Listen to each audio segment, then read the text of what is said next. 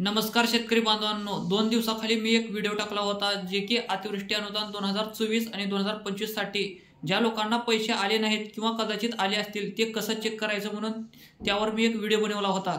नंतर माझ्या इंस्टाग्राम अकाउंटवरती मी जो व्हिडिओ पोस्ट केला होता त्या व्हिडिओच्या कमेंट बॉक्समध्ये भरपूर शेतकऱ्यांनी कमेंट केली होती की विके नंबर कोणता असतो। मित्रांनो, समजून जा की 2024 ला तुम्हाला ई-केवायसीची 8 देण्यात आली होती। ती केवायसी तुम्ही तुमच्या जवळच्या आपले सरकार सेवा केंद्रात जाऊन पूर्ण केलेली होती। त्यानंतर तुम्हाला एक अशी पावती तिथे मिळाली असेल।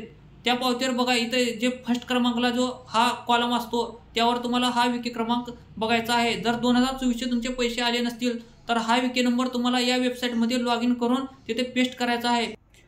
आता मित्रांनो, तुम्हाला तुमच्या मोबाईलचं क्रोम ब्राउझर ओपन करून घ्यायचं आहे। ओपन करून घेतल्यावर तुम्हाला इथे सर्च बॉक्समध्ये क्लिक करायचं आहे।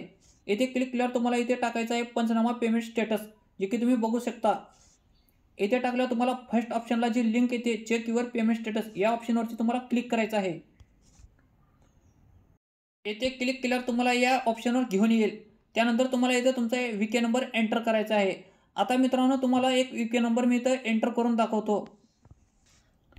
विके नंबर मी एंटर केलेला आहे। आता मी सबमिट या बटनावर क्लिक करतो। आता तुम्ही बघू शकता इथे तुम्हाला पेमेंट स्टेटस दिसून जाईल। जसं की मित्रांनो, आता तुम्हाला इथे पेमेंट स्टेटस चेक करायचा आहे। पेमेंट स्टेटसच्या जागी सक्सेसफुल जर आला असेल तर तुमचे पैसे तुमच्या बँकेत पडले असतील। जर तुमचं पेमेंट रिजेक्ट आला असेल अशा प्रकारे, तर तुम्ही समजून जायचं की तुमचं पेमेंट अजून पडलेलं नाही आहे। रिमार्कमध्ये बघा मित्रांनो, इथं तुम्हाला डायरेक्ट दाखवलेलं आहे इनॲक्टिव्ह आधार आणि पेमेंट स्टेटस फेल्ड। आता हे कसं झालं असेल, कशामुळे झालं असेल? सरकारकडून मिळणाऱ्या प्रत्येक योजनेचा लाभ घेण्यासाठी तुम्हाला डीबीटी लिंक करणं गरजेचं आहे। डीबीटी लिंक म्हणजे डायरेक्ट बेनिफिट ट्रान्सफर असतं। त्यासाठी तुम्हाला NPCIची एक लिंक ओपन करायची आहे।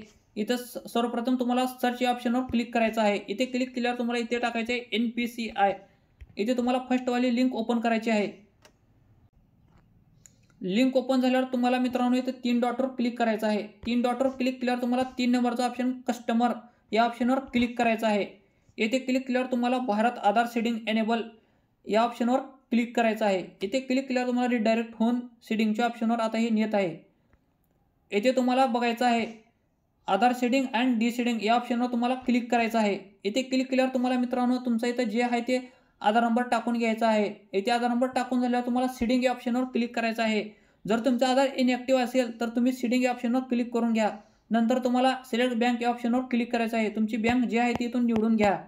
नंतर बँक निवडून झाल्यावर खाली तुमचा जे आहे ते अकाउंट नंबर टाकून इथं टिक मार्क या ऑप्शनवर क्लिक करून तुम्हाला खालच्या बाजूला हा कॅप्चा फिल करून सबमिट करायचा आहे। सबमिट केल्यावर तुम्हाला एक OTP येईल।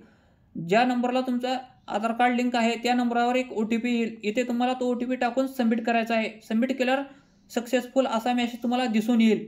नंतर तुम्हाला होमच्या बटनावर क्लिक करून वापस इथं आधार मॅप स्टेटस या ऑप्शनवर क्लिक करायचं आहे। आता तुम्हाला चेक करायचं आहे तुमचं डीबीटी हे कंप्लीट झाले का नाही ते बघण्यासाठी तुम्हाला इथे तुमचा आधार नंबर टाकून घ्यायचा आहे। जसं की मी माझा आधार नंबर इथे टाकून घेतो।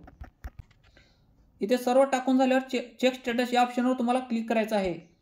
इथे क्लिक केल्यावर तुम्हाला OTP विचारला जाईल। आता OTP तुम्हाला जो तुमच्या आधार कार्डला मोबाईल नंबर लिंक आहे त्या नंबरावरती अनेक OTP येऊन जाईल।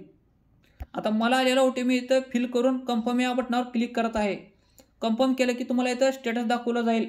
इथे बघा मित्रांनो, 2 नंबरला एनेबल फॉर डीबीटी असले तरच तुमचं डीबीटी सक्सेसफुल झालं असं समजून जायचं।